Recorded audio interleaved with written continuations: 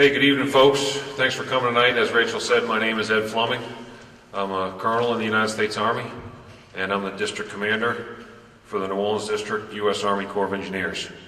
So what that means is I'm responsible for everything that happens or fails to happen as it relates to the Corps of Engineers, from the Pearl River in the east to the Sabine River in the west, up to a point at about Angola and straight across down. So basically South Louisiana. And we're here to talk tonight about Hurricane Isaac and about what impacts the new system, flood walls, gates, levees in the greater New Orleans area had or didn't have on the areas outside the system.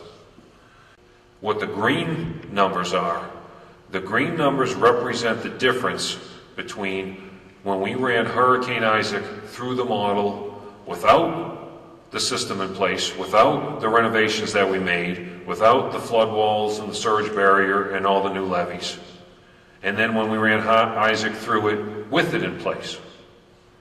Okay, so it's the difference between Isaac with the system and Isaac without the system, as it was, say, for instance, pre-Katrina, 2005.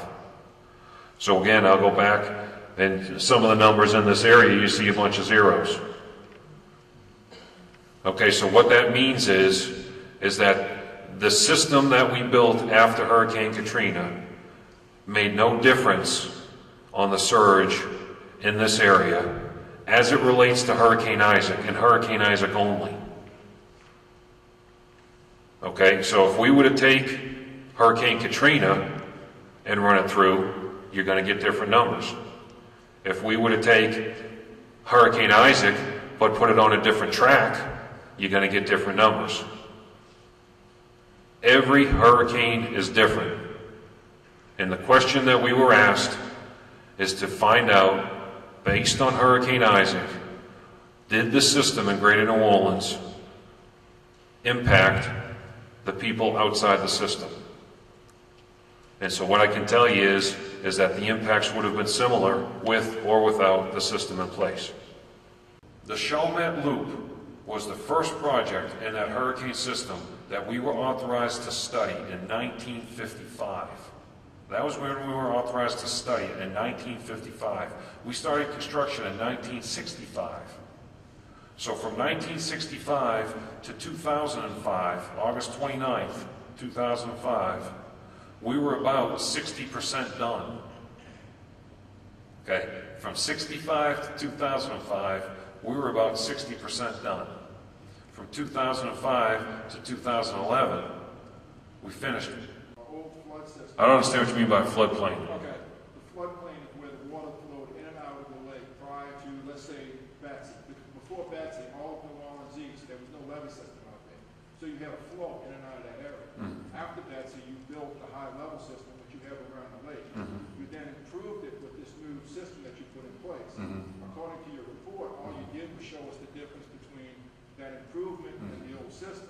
So you're saying that if there were no levees there at all, nothing along the lakefront and New Orleans, nothing along St. Bernard, the old natural floodplain, what is the difference between what you all created and what we're seeing now in surge on our side compared to no levee system? Right, no, we have not looked at that.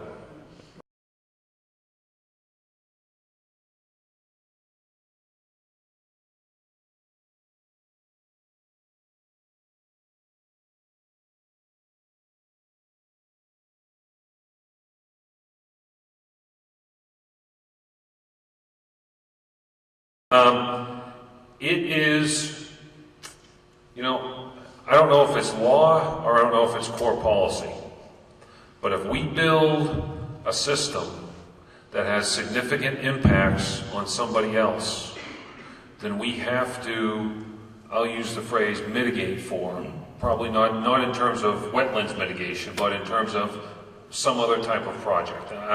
Some of my guys are nodding their heads, so I'm not too far off. So if we were to study some sort of barrier plan, and we identified during that study, during that modeling, that there was going to be some flooding induced in other areas, And it reached a significant level. I don't know what significant is. I'm a little bit out of my lane, okay? But if it were going to reach a significant amount, then part of that original project would be to take some action to mitigate for that. So that is, if it's not federal law, it's at least part of our policy anyway.